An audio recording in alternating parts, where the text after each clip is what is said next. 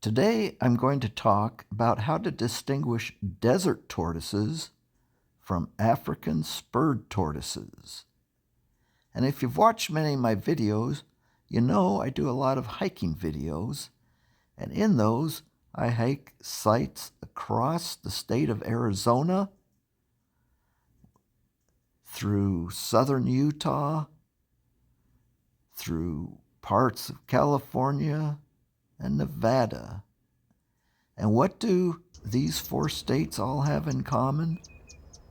They all have native desert tortoises. And desert tortoises are protected in each of these states. So let's say we're out here hiking in Arizona, a nice spring day, and we look down and we see a tortoise. Now, is that the native desert tortoise? Should be left alone?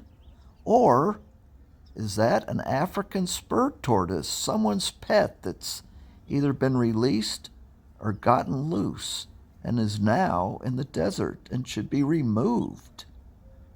If you don't know how to distinguish the two, you could be committing a crime.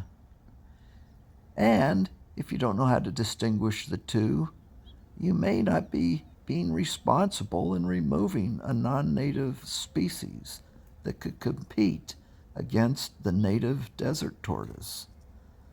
So let's take a look and figure out, how do we tell the difference? First off is size. African spurred tortoises grow much larger. So if this tortoise is 2 feet or more, it's an African spurred tortoise, as desert tortoises only grow to about 15 inches, about 15 pounds, whereas African spurred tortoises can grow well over 100 pounds and over 30 inches.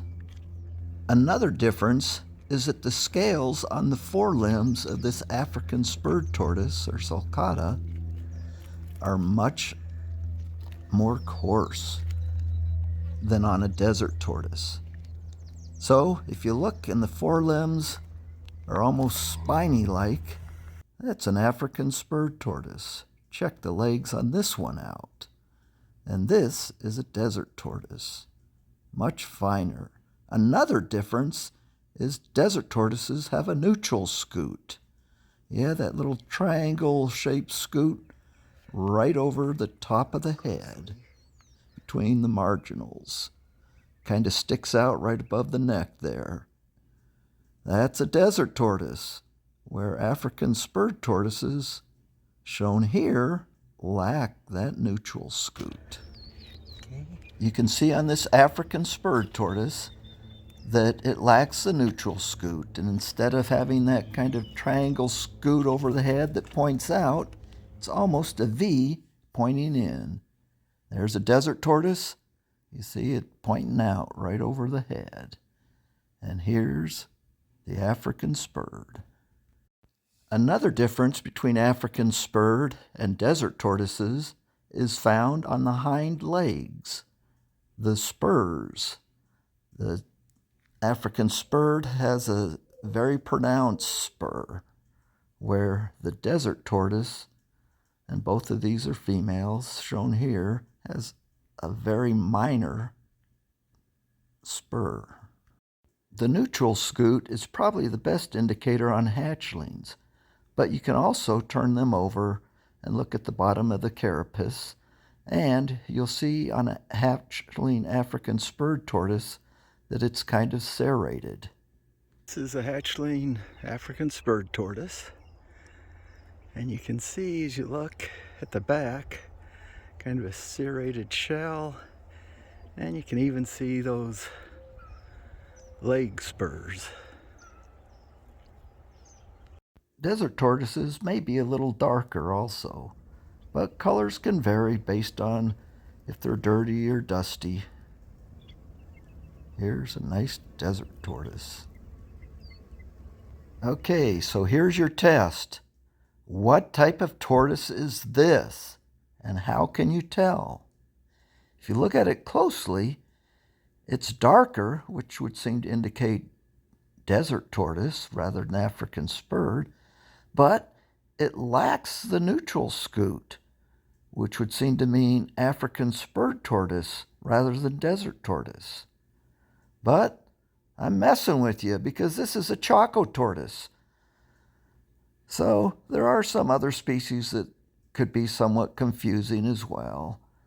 But in the wild, you'll see either a desert tortoise or the African spurred. The Chacos won't be running around outside. Here's another test. Can you tell what this is just from the leg? Yep, African spurred. How about what type of tortoise is this? Now, can you look at the top? You could actually see the neutral scoot and tell that it was a desert tortoise. If you live in Arizona and want a desert tortoise, you can adopt one from the Arizona Game and Fish Department. You're legally allowed to have one per each member of the household, though you're not to buy, sell, trade, barter, take them out of state, or breed them. In California, it's illegal to have a desert tortoise as a pet unless it was acquired before 1972. In Nevada, a desert tortoise can be maintained if it was held in captivity before they were included in the Endangered Species Act in 1989. In Utah, a person must obtain a certificate of registration from the Division of Wildlife Resources to legally possess a captive desert tortoise. In Arizona, if your captive desert tortoises breed, you have 24 months in which to get rid of the offspring. Otherwise, you'll be in violation. And again, it's illegal to remove any desert tortoise from the wild.